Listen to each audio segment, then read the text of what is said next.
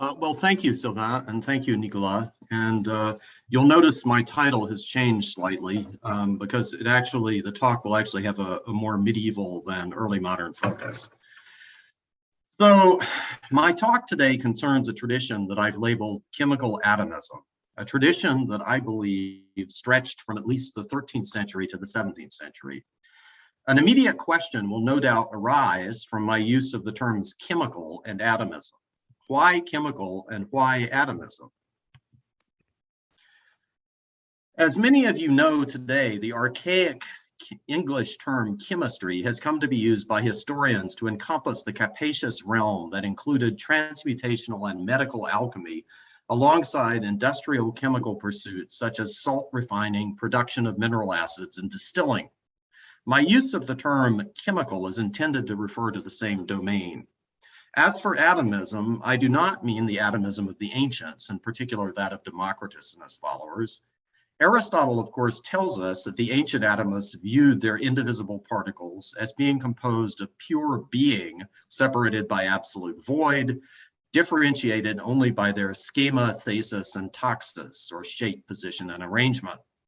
In ancient atomism, phenomenal change was the product of conjoining, separating, or rearranging these absolutely indivisible particles. What I have in mind with chemical atomism is a different beast altogether.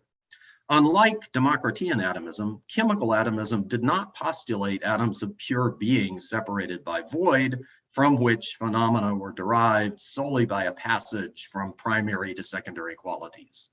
Instead, chemical atoms were substances in the Aristotelian sense, divided into very fine particles, but retaining their essential material properties. Moreover, they were not absolutely indivisible, further distinguishing them from the atoms of classical antiquity.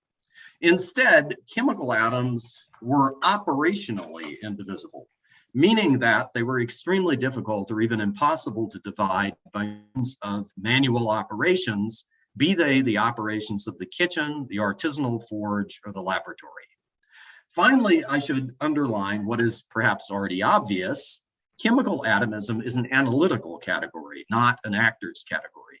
Where I use the plural term atoms, medieval writers in the tradition of chemical atomism usually employed such words as minima, partes, minimi partes, and subtiles partes. And when they spoke of a combination of such corpuscles, they generally employed the admittedly ambiguous expression mixtio per minima. From what I've said so far, we could just as easily call chemical atoms substance atoms, since their operational indivisibility consisted in the difficulty of reducing them into more primitive substances. So why do I insist on calling them chemical? Well, the answer lies in two additional features of chemical atomism that are strikingly present in some, though of course not all, alchemical texts. The first of these is the precept that historians of chemistry, such as Bernadette Bonson-Vincent and Isabelle Stangers and David Knight, have labeled the negative empirical principle. According to this analytical ideal, a substance is viewed as elementary if it cannot be decomposed by the tools of the chemist. Hence, the concept is negative in that it defines an element solely in terms of what chemistry cannot do, and empirical in that it relies on the experience of the laboratory.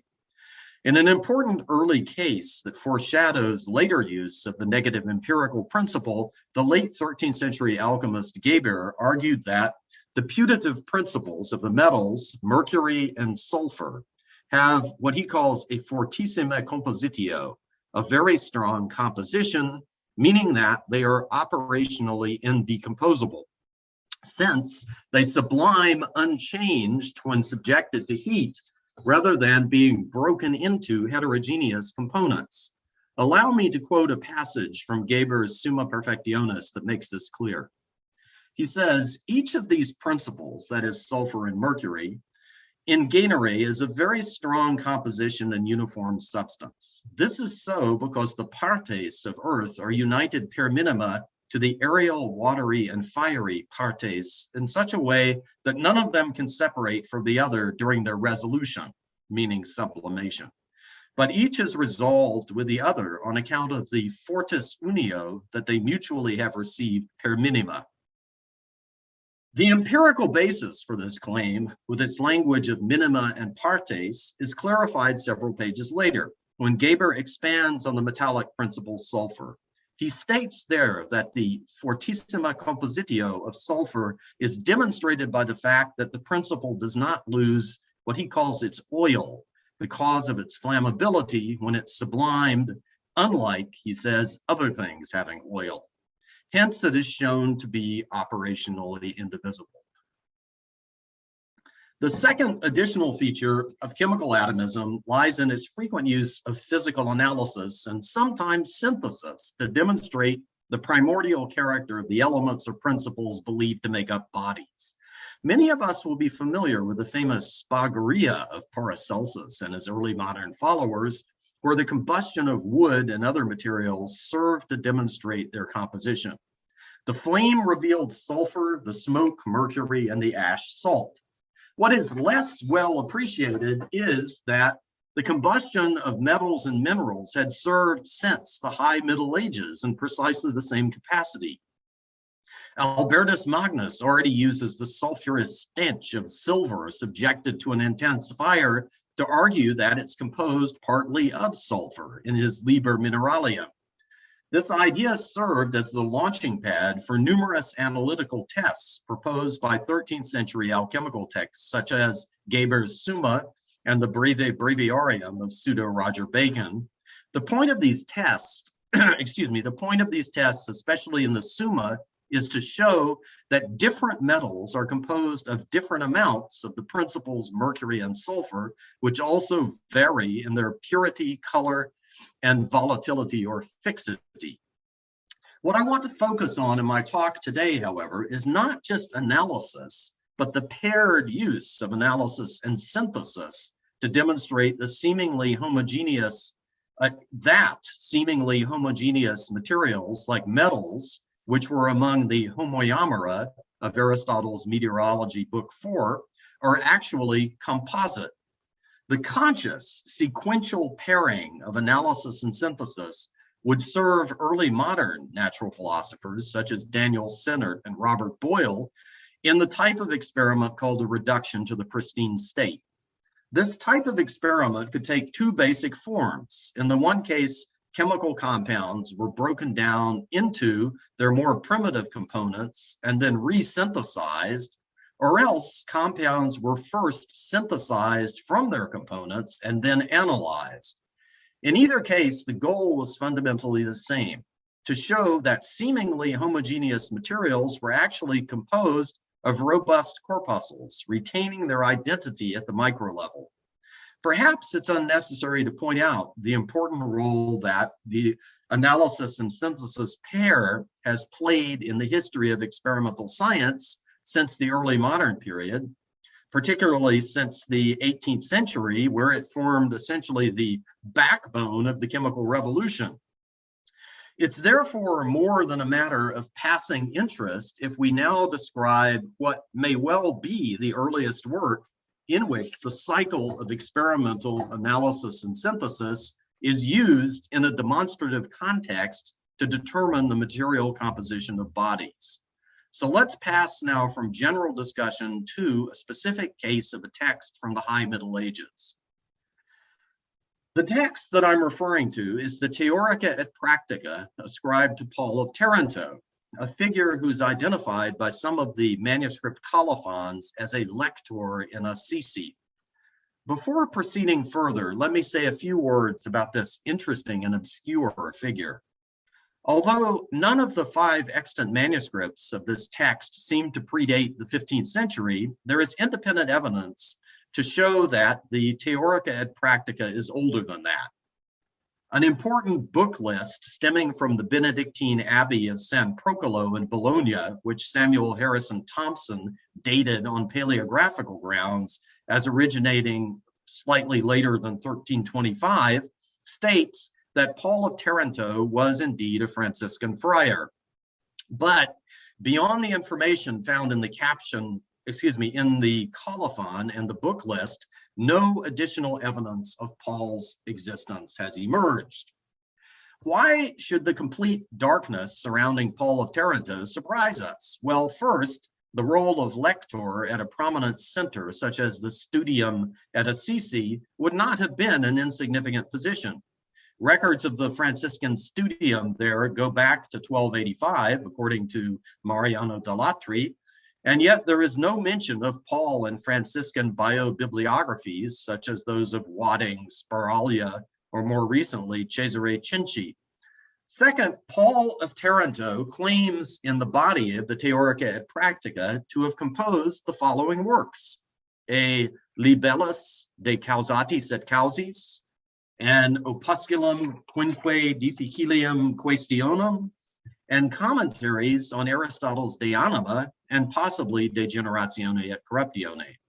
One might expect some trace of these works to have survived, and yet no further evidence has emerged of their existence.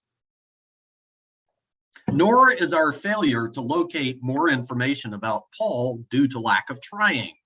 Both Paolo Bernardini, who has written extensively on Franciscan philosophers of the 13th and 14th centuries, and Michele Pereira, a well-known historian of medieval alchemy, have recently tried to find more information, but without success. Bernardini compares Paul's philosophical arguments to those of better-known Franciscans from the late 13th century and concludes that he could indeed have been a lector in Assisi from that period. Pereira goes further, suggesting in a 2008 article on Franciscan alchemy that Paul's work was deliberately repressed by the Friars Minor in accordance with the multiple prohibitions against the aurific art that the order promulgated from the 1260s onward. Following up on an argument that I made in 1986 and in my 1991 edition of the Alchemical Summa Perfectionis of Geber, Pereira proposed that Paul himself wrote the far more famous Summa under the Arabic pseudonym Geber precisely in order to avoid persecution by the Franciscan brothers. In another article published 3 years later, she disputes my arguments in favor of Paul's authorship of the Summa, but still argues that the author of the Summa may have employed the pseudonym Geber as a defensive move in order to avoid condemnation by one of the mendicant orders. This is not the place to take up the complex issue of the Summa's authorship, however. Instead, I want to turn to Paul's scholastic philosophy as found in the Theorica et Practica. So let me give a nutshell view of the arguments found there.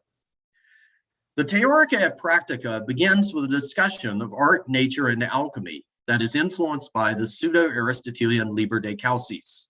Paul's basic approach is to argue that a superior intellect rules the world of nature, and that man's intellect, being modeled on that of his maker, also has the power to alter the natural world in a fundamental fashion. Unlike painting and sculpture, which work by means of exterior accidents alone, alchemy has the ability to lead nature to a new state of perfection. Responding to the anti-alchemical arguments of the Persian philosopher Avicenna, Paul says that the alchemical transmutation can be effected if the alchemist works with what he calls the hands of nature, that is, the four elemental qualities, hot, cold, wet, and dry. Here he argues that these four tactile or primary elementary qualities are found in a more active form in the elements as they exist beneath the surface of the earth. The subterranean elements have not experienced the mixture and alteration that their analogs on the surface of the earth have undergone. Paul asserts, moreover, that mercury and sulfur, the alchemical principles of the metals, are very close in nature to the simple subterranean elements. In fact, they retain the excellencies, the huperokai of Aristotle's De Generatione et Corruptione, Book 2:7, the excellencies of the elemental qualities found in the simple elements, meaning that unlike normal mundane materials, mercury and sulfur have not lost the undiluted virtues of heat, cold, wetness, and dryness that normally become blunted by mixture. Therefore, alchemists, unlike apothecaries, work directly with, he says, the hands of nature, by whose help they can immediately produce whatever metal they like. Although Paul is optimistic about the ability of alchemists to congeal mercury directly into a metal, he sees a greater utility in transmuting base metals into noble ones by correcting the defective mercury and sulfur from which the base metals are composed. But he recognizes that this practice relies on the robust persistence of the principles within the fully formed metals, mercury and sulfur. To give an example, one could not convert the volatile unfixed mercury of tin into a permanent non-volatile mercury unless the tin actually contained the mercury that needed to be corrected. Paul recognizes that this claim could place him at odds with the Aristotelian view expressed in the fourth book of the Meteorology and elsewhere that the metals are perfect mixts. A strict interpretation of mixture, as Aristotle described it in Book 1, Chapter 10 of his De Generatione et Corruptione, could prohibit the continued existence of the metallic principles, sulfur and mercury, once the metal is fully formed. Moreover, a lively debate originated in the 13th century over the possibility that a given substance could have only one substantial form or multiple ones that were subsidiary to one another. Thomas Aquinas famously enunciated the first position, called the unicity of forms theory, whereas his opponents upheld a plurality of forms in individual substances. Whether any scholastic author of the High Middle Ages actually attacked alchemy on the basis that mercury and sulfur could not persist within fully formed metals, I do not know. What is certain is that Paul chooses unequivocally to insert himself into the debate. As he puts it, to the foresaid, that is the claim that mercury and sulfur are the principles of metals, two may be opposed, which seem to prove that the principles of the metals and of all mixed bodies are not other fixed principles in nature after the first elements, but that they are the four elements themselves from which all generables are composed. The 2 points that Paul's unnamed opponents adduce against the persistence of the alchemical principles, mercury and sulfur, are first, that the generation of a new thing implies the corruption of its previous ingredients, and second, that more than one substantial form cannot inform a given substance. Adherents of the second point, Paul continues, should also deny the persistence of the four elements in the metal, since the elements themselves have substantial forms. In fact, Paul says, such an opponent cannot even admit the continued existence of the Aristotelian prime matter except insofar as it is present in potentia. Hence, he concludes the opponent's attack with the following words. Therefore, the position of certain most famous moderns is that in every generation there is a resolution of the pre-existing up to its first matter. It is highly likely that Paul is here referring either to Thomas Aquinas or his followers. It's true that in his Summa Theologiae, Thomas claims that mixed bodies can be resolved into the four elements, but not into the prime matter, because the prime matter cannot exist without form. And yet, as Paolo Bernardini has pointed out, there are other passages where Thomas does argue that every substantial form that's present must be corrupted in order for a new one to be imposed. And at times, he even uses the words, I quote, everything that is corrupted is resolved into the prime matter. Finally, as Bernardini also shows, one of Thomas's most famous followers, Giles of Rome, explicitly states in his 1274 or thereabouts questions on De Generatione, I quote, but it must be said briefly in response to the question that in generation there is a resolution to the prime matter, end of quote. The same position is also expressed in similar words by several anonymous De Generatione commentaries from the 1270s, unearthed by Silvia Donati, which also proceed in the footsteps of Thomas. There's good reason to believe, then, that Paul of Taranto viewed the Thomists as his primary opponents. He responds to them first by means of arguments that are typical of medieval upholders of the plurality of forms theory, such as the 13th century Franciscan Richard of Middleton. Numbers and geometrical figures can be resolved into their immediate constituents, for example, as 5 can be divided into 3 and 2, as opposed to into 5 ones. Similarly, a tree cut into its parts and thus deprived of its vegetative soul does not immediately revert to the elements or the prime matter, but rather shows itself to be made of wood. Rather than dwelling on these rather commonplace arguments, however, I want to pass to the responses where Paul shows his originality. In a truly remarkable passage, Paul manages to invoke experimental evidence drawn from the alchemical laboratory in an attempt to overturn the Thomistic unicity of forms theory. An extraordinary chemical insight based on analysis and synthesis allows him to argue that the existence of intermediate principles of metals can be proven by means of laboratory operations. And I quote, "This is expressly proven by certain experiments of this art. For all metals and minerals are incinerated and calcined in their own ways, as if by the resolution of their substance, they are reduced to the nature of earth. But then they are resolved by techniques of art into a water and into an air through vapor and smoke, and presently through the resolution of their smoke, they are reduced to the nature of a water. Then they are solidified by cooking into a powder or earth, and finally, having been fused by a strong fire, they return to their original nature of whatever mineral body or metal. But if there were a complete resolution to the simple elements, and not to certain mineral or metallic principles, which are nearer than the first simple bodies, the metal or such and such a body would no more return from them upon its exposure to fire than anything else made up of the simple elements, and gold would no more return from gold than would stone or wood return from gold, especially since fire is the common agent behaving alike towards all and each. But since these metals and minerals return just the same as before, it's manifest that they were only resolved to certain components of theirs and not to the simple elements or to the prime matter, as those foresaid philosophers mistakenly assert.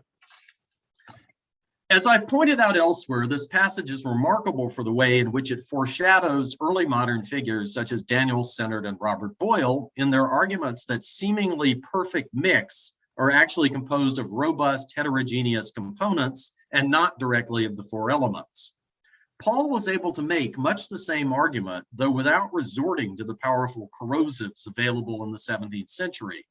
The initial analytical agent, identified by Paul as the fire of calcination, is, he says, a common agent that acts the same on all materials subjected to it. Even if the materials react differently to it, since metal melts and wood burns, the action of heating per se is the same.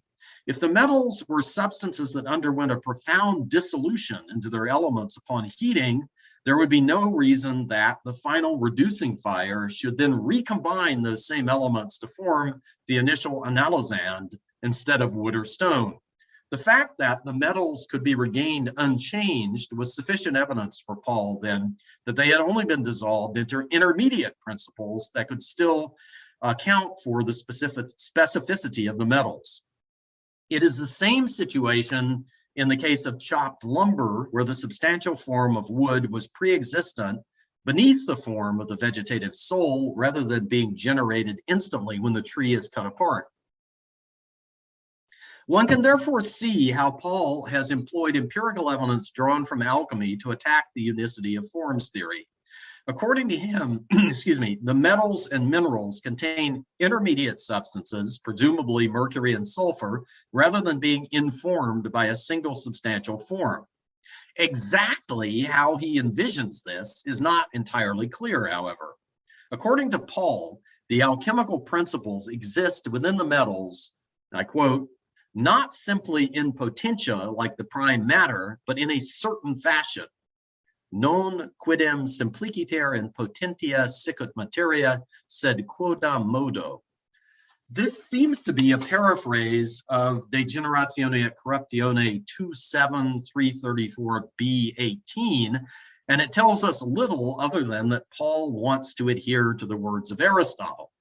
Similarly, Paul states that the forms of the mercury and sulfur remain under the final form of the metal, I quote, in their own manner, in potentia, and in their own manner, in actu, que forma remanens necessario dicetur prius ibi sub ultima forma fuisse suo quidem modo potentia et suo modo actu.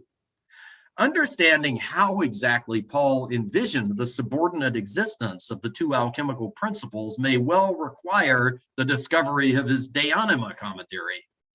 For the purposes of the Theorica et Practica, it seems that Paul found it sufficient to undermine the position of the Thomists and leave it at that. Okay, for a conclusion, the explicit use that Paul of Taranto makes of alchemy to discredit the Thomistic argument for the unicity of forms is itself striking and unusual. The same can be said a fortiori for his specific application of paired analysis and synthesis to provide an empirical rebuttal of the Thomistic theory. Paul's work, and indeed the tradition of scholastic alchemy in the High Middle Ages, raises a number of interesting questions. First, were there earlier authors who employed the cycle of analysis and synthesis to make demonstrative statements about the nature of matter outside the discipline of alchemy? Second, can we actually speak of chemical atomism as a distinct tradition? As Daniel Jacquard showed a number of years ago, a Salernitan interpretation had already made the corpuscularian or atomistic move of introducing the expression per minima into De Generatione et Corruptione's definition of mixture in the 12th century. Are there perhaps parallel cases of an operational atomism based on experiment in the medical literature of the High Middle Ages? A third question that I've not been able to raise in this paper concerns the possible relatedness of the alchemical minimae partes to the minima naturalia stemming from medieval interpretations of Aristotle's physics. I am not personally convinced that the two were closely related, but the question deserves to be broached anyway. A third question, specifically relating to Paul of Taranto, concerns the relationship between chemical atomism and the medieval plurality of forms theory. Actually, a fourth question. Although Paul's arguments suggest a connection, it's striking that his view that mercury and sulfur have their own substantial forms and yet remain quodam modo within homoiamorous materials extends well beyond the ontological parsimony of other figures in the medieval plurality of forms tradition, such as Richard of Middleton. Was this a case of alchemy determining Paul's matter theory or of pre-existent matter theory being applied to alchemy? The fact that Paul was a Franciscan makes the question even more interesting, since the plurality of forms theory was popular among the friars minor of the late 13th century. And finally, if one accepts my proposal that there was a distinct tradition of chemical atomism, what were the precise steps of its evolution between the High Middle Ages and the 17th century, when it finally came into the mainstream of natural philosophy? Were there other alchemists in the medieval tradition who explicitly employed the analysis-synthesis cycle to argue for the persistence of robust ingredients persisting in supposed perfect mixts like the metals? I raise these questions in the hope that others here will be able to contribute to their solution. Thank you.